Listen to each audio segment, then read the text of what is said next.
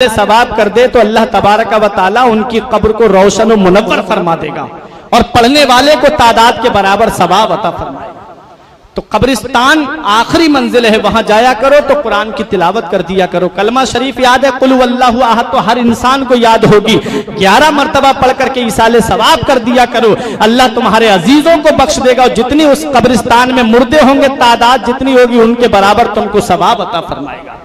अल्लाह बिज़िक्रिल्लाहि तत्मइन्नुल कुलूब, दिलों को चैन मिलता है तो अल्लाह के जिक्र से मिलता है, दिलों को आराम अल्लाह के जिक्र से मिलता है, दिलों को राहत अल्लाह के जिक्र से मिलती है। ना दौलत से, ना दुनिया से, ना घर आबाद करने से तसल्ली दिल को मिलती है, खुदा को याद करने से।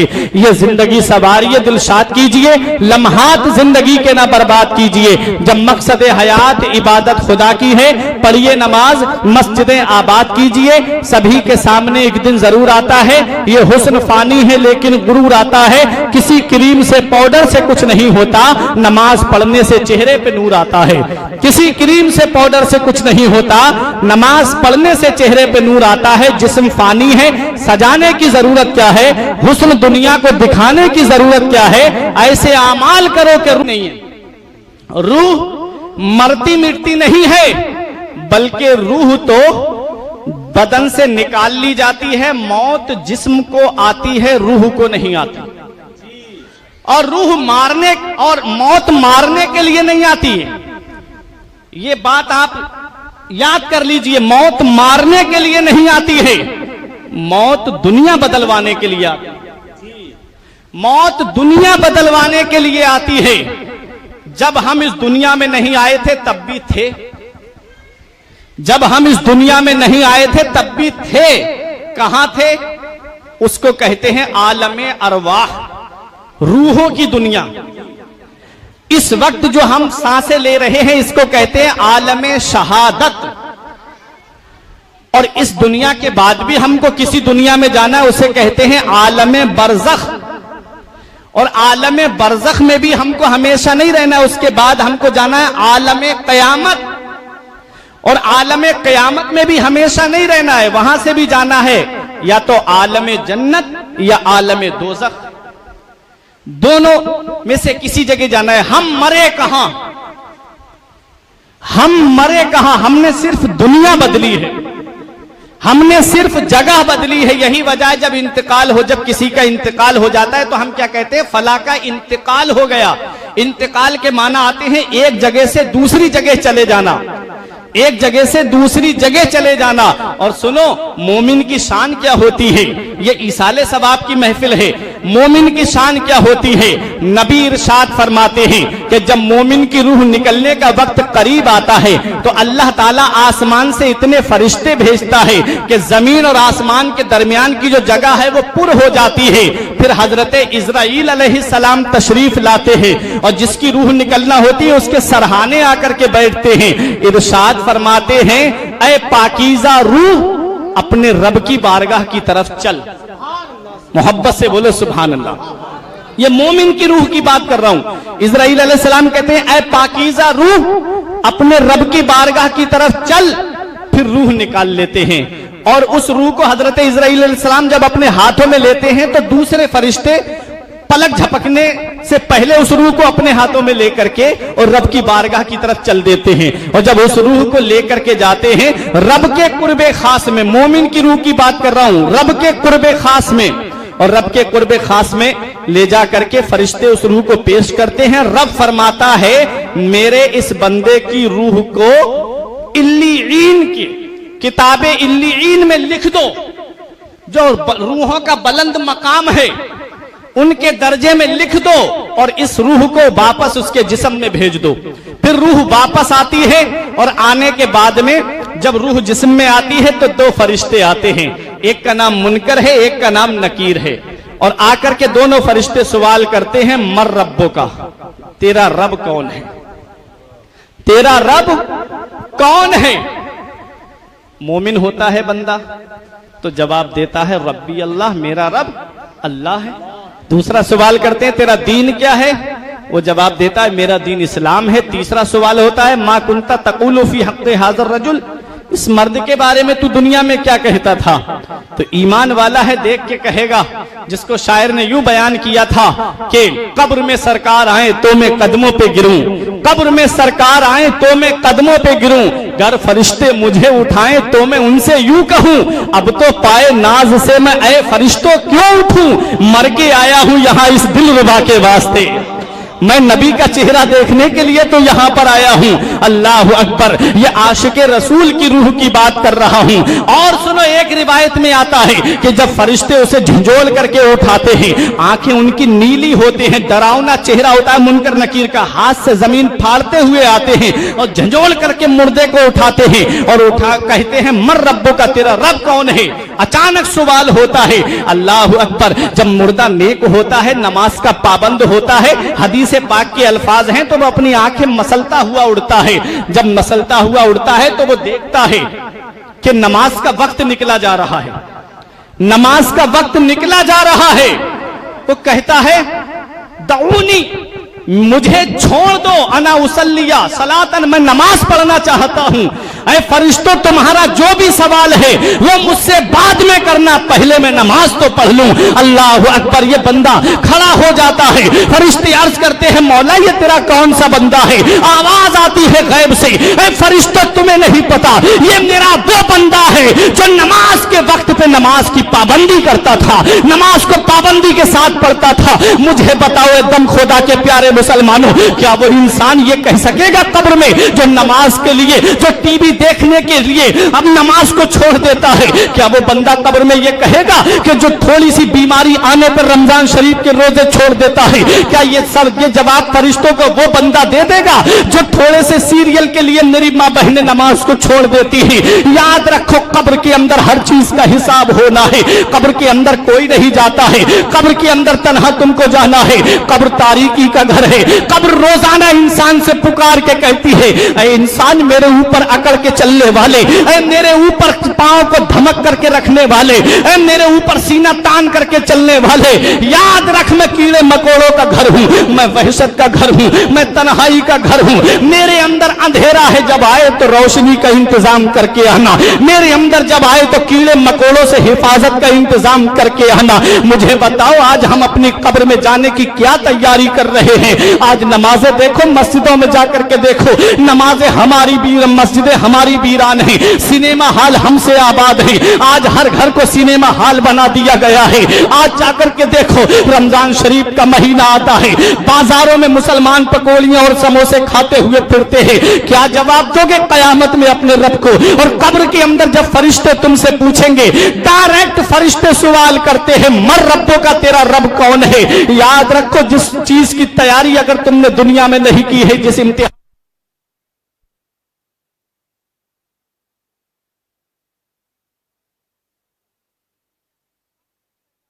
मेरे पड़ोस में रह रहे हैं, वो पहले कब्रिस्तान में रहते थे और कब्रें खोदा करते थे। लाओ उनके पास जाता हूं, वो कब्रिस्तान के बारे में ज्यादा बेहतर बताएंगे, कोई डर कोई नसीहत की बात बताएंगे। पहले बुजुर्गों की आदत थी कि वो ऐसे लोगों के पास बैठते थे कि जो अल्लाह के अजाब से डराते थे, जो नसीहत की बातें बताते थे। आज तो हमारा मुआशरा ही बदल गया, नौजवान ऐसी जगहों पे बैठता है जहां पर उसके ऊपर बदनामी के धब्बे लग जाएं। हालांकि हदीस पाक है, नबी फरमाते इत्तकू मवाज़िअत तुहुम, तोहमतों की जगहों से भी बचो, जहां से तोहमत लगे तुम्हारे ऊपर उस जगह से भी बच जाओ। हजरत मुस्लिम बिन अम्र फरमाते, मैं गया उस बूढ़े शख्स के पास, मैंने कहा चचा एक बात बताएं, पहले आप कब्र खोदा करते थे, आप मुझे आज कोई कब्रिस्तान की अजीब बात बताइए। तो वो बुजुर्ग ने इतना सुना तो रोने लगे। कहते हैं मुस्लिम बिन अम्र, आज तू मुझसे मेरा राज पूछ रहा है तो मैं आज तुझे बता रहा हूं। एक बार मैं कब्र खोद रहा था, मैंने 2 कब्रें तैयार कर ली। लोग तैयार कर लेते थे, ये कोई बईद बात नहीं है। अभी आपने देखा होगा कोरोना काल में लोगों ने 10-10 कब्रें बरेली में हम देखते थे कि तैयार करके रखते थे, पहले ही से कैसे हालात गुजरे थे, लेकिन फिर भी इंसान को कोई नसीहत हासिल नहीं हुई, फिर भी इंसान ने कोई इबरत हासिल नहीं की। कैसे कैसे जनाजे उसके सामने से उड़ते हुए जा रहे थे, लेकिन फिर भी अल्लाह का खौफ इसके दिल में नहीं आया कि अचानक से एक एक घर में 3-3 जनाजे आज किसी का, कल किसी का, परसों किसी का, एक एक दिन में 3-3 जनाजे, फिर भी नसीहत हासिल नहीं कि कहीं हमारा वक्त ना जाए। मेरे आका दुआ करते थे, अल्लाह मैं तुझसे अचानक वाली मौत से पनाह मांगता हूं। मेरे आका दुआ करते थे, अल्लाह मैं तुझसे अचानक आने वाली मौत से पनाह मांगता हूं। मेरे आका ने इरशाद फरमाया, अल्लाह जिस बंदे से राजी होता है, अल्लाह जिस बंदे से मोहब्बत फरमाता है, अल्लाह पहले उसको बीमारी लगा देता है। अल्लाह जिस बंदे से राजी होता है, मोहब्बत फरमाता, अल्लाह पहले उसे कोई तकलीफ दे देता है, ताकि जब इंसान तकलीफ में होता है तो अपने रब को याद करता है, अल्लाह अल्लाह करता है, अपने रब को पुकारता है। मेरा रब चाहता है कि मेरा ये बंदा जब मुझसे मिले तो गुनाहों से पाक साफ हो। मिशकात शरीफ की हदीस पाक है, मन युरीदिल्लाहु खैरन युसब मिन्हु, अल्लाह जिससे भलाई का इरादा फरमाता, अल्लाह पहले उसको आजमाइश में मुब्तला फरमाता है, पहले उसका इम्तिहान लेता है परेशानियों में, ताकि मेरा बंदा इम्तिहान में पास होता है या नहीं होता है। हमको सब्र करना चाहिए, हर मकाम पे सब्र करना चाहिए। मैं अर्ज ये कर रहा था, वो कहते हैं बुजुर्ग, ऐ मुस्लिम बिन अम्र, मैं कब्र खोद रहा था, 2 कब्रें मैंने तैयार कर ली, जब तीसरी कब्र मैंने सोचा लाओ एक कब्र और तैयार कर लूं, जब उसमें कहते हैं मैंने कब्र खोदना शुरू की तो उसमें से मुझे तपिश आई, तपिश लगी मुझे। कहते हैं मैंने कब्र को खोदा, खोद के तैयार कर दिया, फिर मैं एक पेड़ के नीचे बैठ गया कि देखूं ये इन कब्रों में कौन आता है, जिस कब्र से तपिश आ रही है देखूं तो सही ये कब्र में कौन आएगा। वो बुजुर्ग कहते हैं एक जनाजा आया, उसके साथ में 4 लोग तो कांधा देने वाले थे और 2-3 लोग और थे। बोले वो आए, आकर के मुझसे वो वाली कब्र खरीद ली जो मैंने पहले खोदी थी।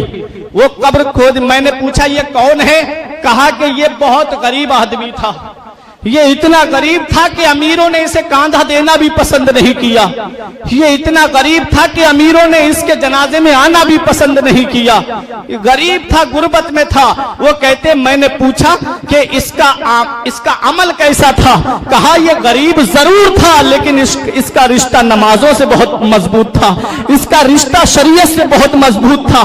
गरीब जरूर था लेकिन नमाज का पाबंद था, गरीब जरूर था लेकिन नबी पे दुरूद पढ़ने वाला था, गरीब जरूर था लेकिन अपनी नबी की शरीयत पे पाबंदी के साथ अमल करता था।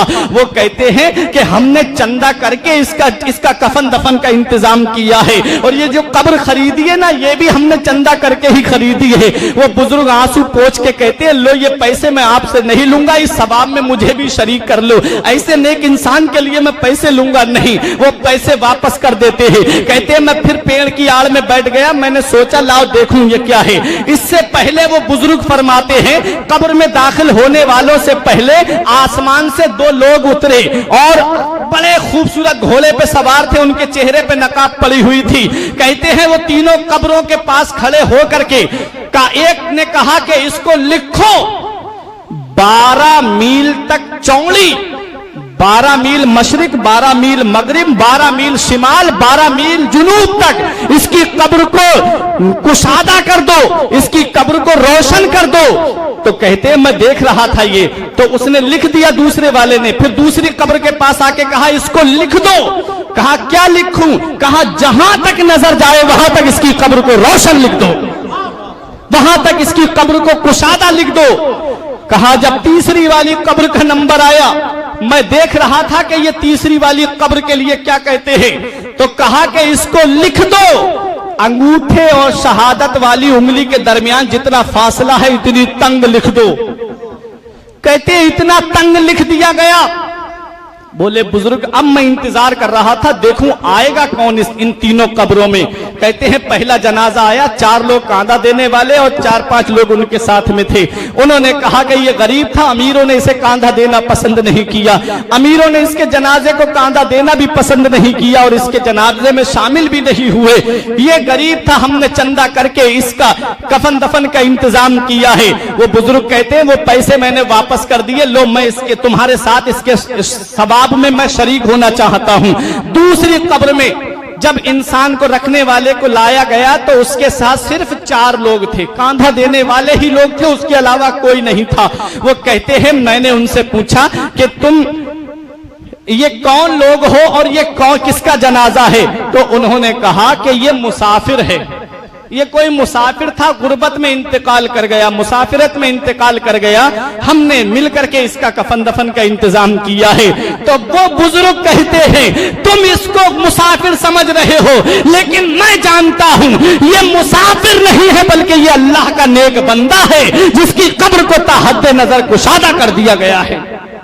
बोले अब मैं देख रहा था कि तीसरी कब्र में कौन आता है जिसमें से तपिश आई थी मुझे, और जिसके लिए कहा गया था कि ये अंगूठे और शहादत वाली उंगली के दरमियान तंग कर दो। कहा जब तीसरा जनाजा आया, बहुत दूर तक मजमा, और लोग भाग भाग के उस जनाजे को कांधा दें, ऊपर फूलों की चादर पड़ी हुई।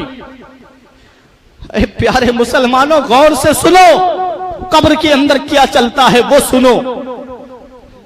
वो कहते हैं जनाजे में लोग भाग भाग के कांधा दे रहे थे। अल्लाह अकबर। जब वो करीब आए तो आकर के वो तीसरी कब्र खरीदी, तो उन्होंने पूछा कि भाई ये किसका जनाजा है? हाँ, ये शहर के सबसे बड़े अमीर की बीबी का जनाजा है। शहर के सबसे बड़े अमीर की बीबी का जनाजा।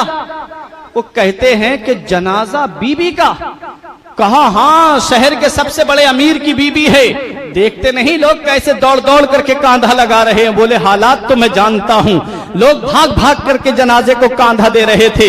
बहुत पहले मैंने शेर नाजिर भाई से सुना था कि पता लगाओ ये मैयत किसी अमीर की होगी, कि दौड़ दौड़ के कांधा लगा रहे हैं लोग। अल्लाह अकबर। जब उस औरत को कब्र के अंदर रखा गया, प्यारे मुसलमानों, वो कहते हैं कि फूलों की चादर पड़ के आई थी उसके ऊपर, लोग दौड़ दौड़ करके उसके कांधे को जनाजे को कांधा दे रहे थे। वो कहते हैं मैंने एक शख्स का हाथ पकड़ के पूछा, भाई ये तो बता दे ये औरत थी कैसी, दुनिया में इसका अमल कैसा था? कहा ये बहुत अमीर घर से थी, लेकिन ये बेपर्दा घर से निकलती थी। ये थी तो बहुत अमीर घराने की, इसकी जो सहेलियां थी वो भी बेपर्दा निकलती थी, और ऐसी बेपर्दा कि ये अपनी अय्याशियों की वजह से नमाजों को छोड़ दिया करती थी, और ऐसी बगैर शौहर की मर्जी के घर से बाहर निकलना, लोगों के सामने बेपर्दा आना। कहते हैं बुजुर्ग मैं समझ गया कि इसको इसके अमाल की सजा कब्र के अंदर मिल रही है। इसलिए याद रखो प्यारे मुसलमानों, कब्र ये नहीं पूछती, कब्र तुमसे ये नहीं पूछती कि तेरी बिरादरी क्या है,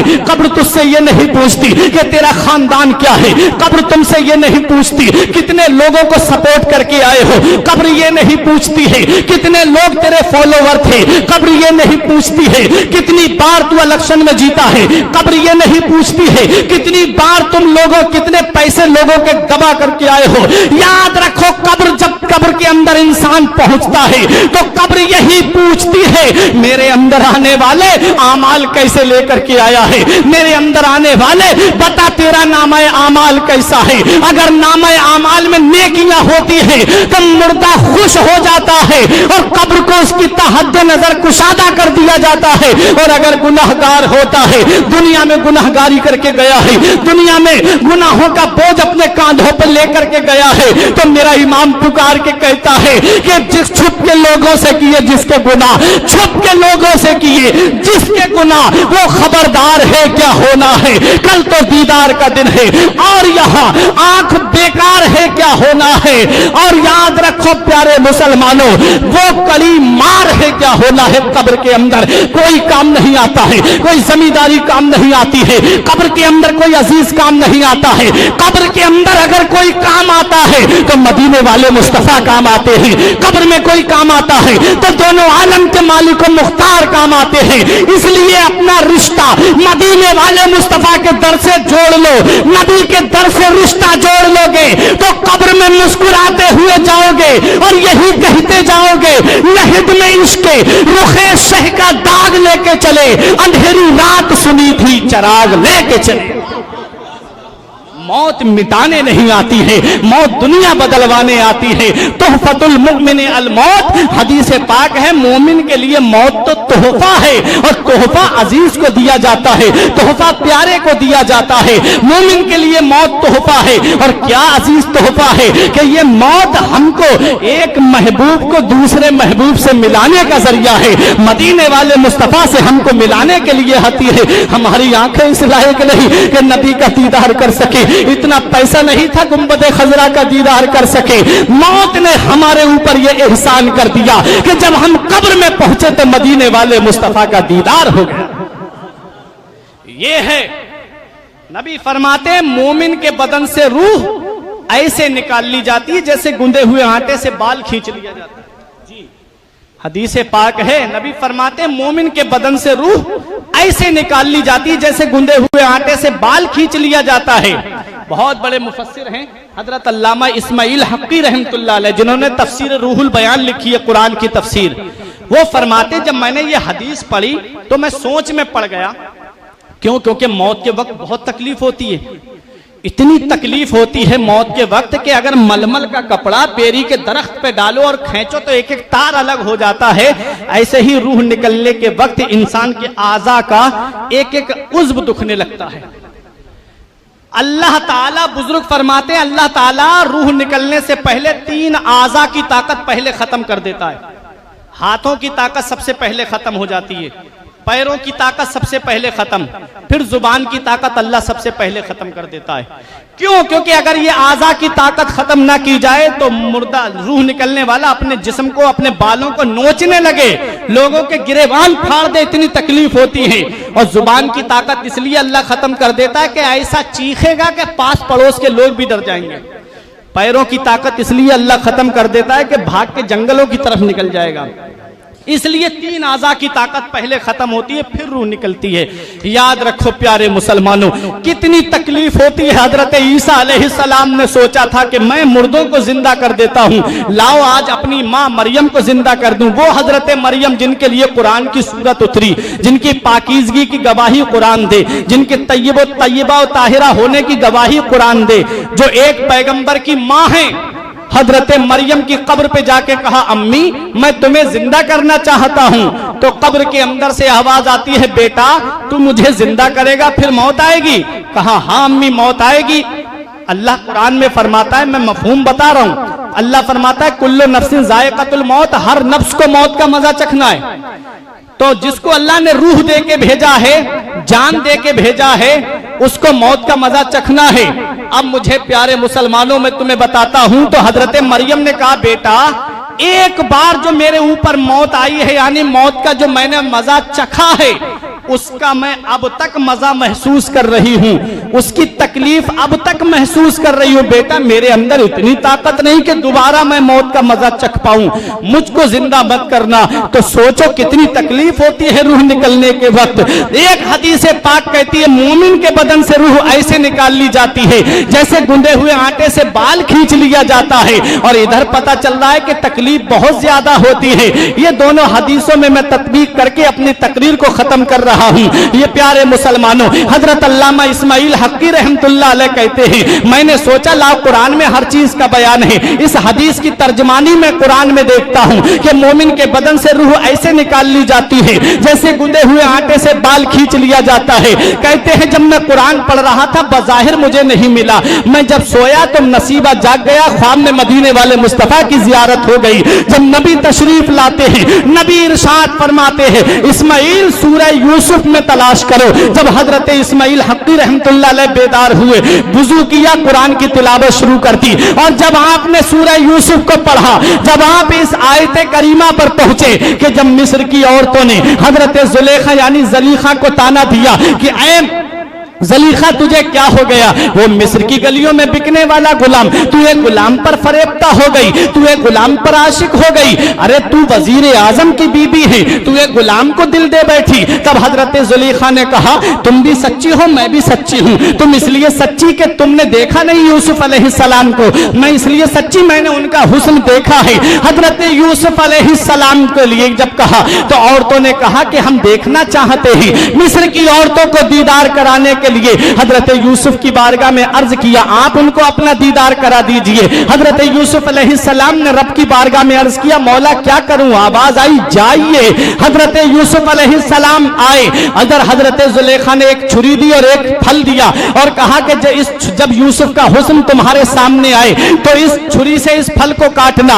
हजरत यूसुफ अलैहिस्सलाम का हुस्न जब निगाहों के सामने आया, जब मिस्र की औरतों ने यूसुफ अलैहिस्सलाम को देखा, अल्लाह का कुरान कुरान कहता है फलम्मा रअयनहु अकबरनहु व क़त्ताना अयदियहुन्ना व क़ुल्ना हाशा लिल्लाहि मा हाज़ा बशर इन हाज़ा इल्ला मलकुन करीम। मिस्र की औरतों ने जब यूसुफ अलैहिस्सलाम को देखा तो फल काटने के साथ साथ अपने हाथ की उंगलियां काट ली, लेकिन दर्द नहीं हुआ, एहसास नहीं हुआ, पता नहीं चला। क्यों? क्योंकि सामने यूसुफ अलैहिस्सलाम का हुस्न था। मिस्र की औरतें कहती हैं अरे ये कोई जिनसे बशर से नहीं है, ये तो कोई मुअज़्ज़ज़ फरिश्ता लग रहे हैं। हज़रात गिरामी, कुरान कह रहा है जब मिस्र की औरतों ने यूसुफ अलैहिस्सलाम को देखा तो अपनी उंगलियां काट ली, उन्हें दर्द नहीं हुआ।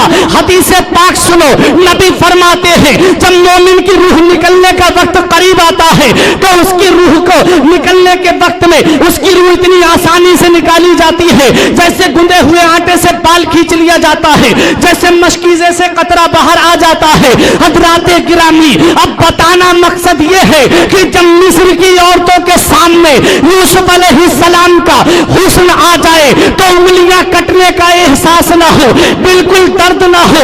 ऐसे ही जब मोमिन की रूह निकलने का वक्त करीब आता है उसे मदीने वाले मुस्तफा का दीदार करा दिया जाता है, उसे नबी का हुस्न दिखा दिया जाता है। जब तुम नबी का हुस्न देखता है, नबी के जमाले जहां आरा को देखता है, ऐसा गुम हो जाता है, इधर उसकी रूह निकल जाती है, उसे पता भी नहीं चलता है। अल्लामा हसन उस्ताद ज़मन बरेली से पुकार के कहते हैं आस्था पे तेरे सर हो अजल आई हो, आस्था पे तेरे सर हो अजल आई हो। और ऐ जाने जहां तू भी तमाशाई हो, बंद जब ख्वाबे अजल से हो हसन की आंखें, उसकी नजरों में तेरा जलवाए ज़ेबाई हो। ये है मोमिन की रूह निकलने का जब वक्त करीब आता है। दो रिवायतें हैं, एक रिवायत है उसका ठिकाना दिखा दिया जाता है जन्नत, और जब वो जन्नत के महलात को देखता है, जन्नत के हूरो कुसूर को देखता है, उसी में गुम हो जाता है, उसकी रूह इधर निकाल ली जाती है। और एक रिवायत में है कि नबी का दीदार करा दिया जाता है। जब नबी का दीदार करता है तो नबी के जमाले जहां आरा को देखता है तो नबी के हुस्न में ऐसा खो जाता है। और मेरे नबी का हुस्न, मेरा इमाम पुकार के कहता है वो कमाले हुस्न हुजूर है कि गुमान नफ्से जहां नहीं, यही फूल खार से दूर है, यही शम्आ है कि धुआं नहीं। सारे अच्छों अच्छा समझिए जिसे, है उस अच्छे से अच्छा हमारा नबी। सारे ऊंचों में ऊंचा समझिए जिसे, है उस ऊंचे से ऊंचा हमारा नबी। और अल्लामा हसन पुकार के कहते हैं कि ऐसा तुझे खालिक ने तरहदार बनाया, यूसुफ को तेरा तालिबे दीदार बनाया। ये हजरत यूसुफ अलैहिस्सलाम को जो हुस्न मिला है ये भी मदीने वाले मुस्तफा के सदके में मिला। तो सोचो, ये है मोमिन की रूह। जब रूह बदन से निकलती है तो मरती मिटती नहीं है, बल्कि रूह दुनिया बदल लेती है और जाकर के अपने नबी का दीदार करती है। और काफिर की रूह बड़ी सख्ती से निकाली जाती है, काफिर की रूह बड़ी सख्ती से। हुजूर अब्दुल हक मुहद्दिस देहलवी की एक किताब है, उसके अंदर लिखा है कि आप इंतकाल करने वाले की हैयत देख लो, जनाजा देख लो। अगर चेहरा डरावना है, खौफ व हिरास वाला है, चेहरा मस्क हो गया है तो समझ लो कि इसका खात्मा ईमान पे नहीं हुआ। और अगर चेहरा देख के लगे कि मुस्कुरा रहा है तो समझ लो कि इसका खात्मा ईमान पे हुआ है। क्यों? क्योंकि मरने वाले को उसकी आखिरी वक्त में उसका ठिकाना दिखाया जाता है, और जब देख करके लगे कि मुस्कुरा रहा है तो समझ लो कि ये मदीने वाले मुस्तफा का आशिक जा रहा है। ये कहता हुआ लहद में इश्क रुखे शह का दाग लेके चले, अंधेरी रात सुनी थी चराग लेके चले। इसलिए कब्र कहती है मेरे अंदर जब आओ तो अपनी तैयारी करके आना। मैं खौफो हिरास का घर हूं, मैं तन्हाई का घर हूं, मैं डर का घर हूं, इसलिए मेरे अंदर आओ तो रोशनी का इंतजाम करके आना। रोशनी होती कैसी है? रोशनी होती है आज़ाए वुजू से। ये आज़ाए वुजू कब्र में रोशनी का काम करेंगे। जब दुनिया में हम नमाज ही नहीं पढ़ेंगे तो कब्र में रोशनी कहां से होगी? इसलिए नमाज की पाबंदी करो, नमाज को उसके वक्तों पे अदा करो, अइम्मा की इज्जत करो, उलमाए किराम की तौकीर करो। क्यों? क्योंकि ये इस्लाम के सुतून हैं। उलमाए किराम, इनकी तौकीर करो, इनके पास बैठो, नसीहत की बातें सुनो, शरीयत की बातें सुनो, कुरान और हदीस की बातें सुनो। हजरात, एक रिवायत और बता दूं मैं, फिर अपनी तकरीर को मैं खत्म कर दूं। बहुत अहम बात है। मैंने जो कहा था कि जिस्म को 4 चीजों से पैदा किया, आग, पानी, मिट्टी, हवा। रूह हुक्म रब का नाम है। रूह मरती मिटती नहीं है, रूह बदन से निकाल ली जाती है। अलग अलग मकामात हैं, वहां पर रूहों को रख दिया जाता है, किसी की आला इल्लीन में, किसी की आलम बरज़ख में, किसी की उसकी कब्र के पास। अब बात सुने, आला हजरत ने अल मलफूज शरीफ के अंदर बयान फरमाया है कि शेख मुहियुद्दीन इब्नुल अरबी की रिवायत से कि जो बंदा 70,000 मर्तबा कलमा शरीफ पढ़ करके अपने मरहूम के लिए ईसाले सवाब कर दे तो अल्लाह ताला उसको भी बख्श देता है जिसके लिए कलमा शरीफ पढ़ा गया है, और उसको भी बख्श देता है जो कलमा शरीफ पढ़ने वाले को भी बख्श देता है, जिसके लिए पढ़ा जाता है उसको भी बख्श दिया जाता है। इसी से हम तीजे का मसला निकालते हैं। आज आवाम में तो मशहूर हो गया है कि 32.5 किलो चने लेकर के आओ। ऐसा कुछ नहीं है। 70,000 मर्तबा कलमे शरीफ की फजीलत आई थी।